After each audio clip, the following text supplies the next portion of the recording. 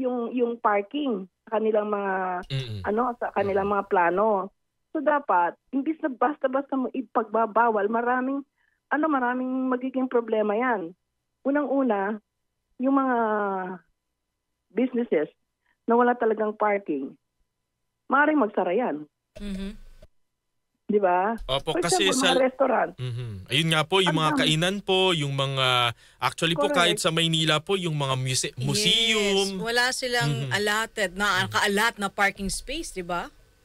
Hindi lang 'yon, yung mga ospital natin na pampubliko. Ah, yes. Oo nga, Kahit no? ang mga doktor nagkakaproblema ng kanilang parking space.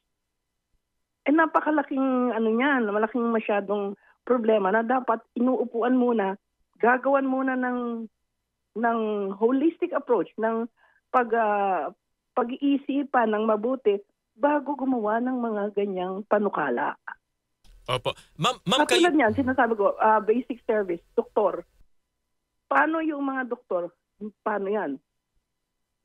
Kung minsan, lalo na kung hating gabi o tanghaling tapat, merong mga espesyalista na pinatatawag dahil may critical patient. Paano kung wala yung parking space? Paano yun? Opo.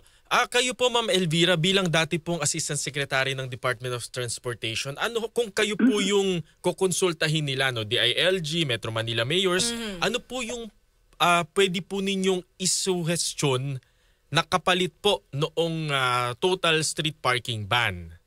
Okay. Marami tayong mga vacant spaces na galing sa LGUs at sa mga bawat isang distrito. Marami nga ng mga hindi ginagamit na mga land.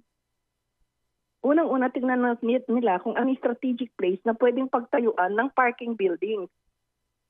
Kasi importante yung mga tingnan muna nila yung critical services natin.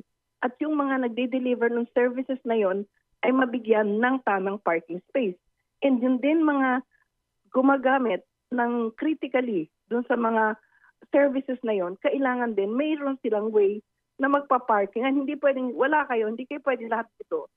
Paano kung doktor na magbibigay ng surgical service?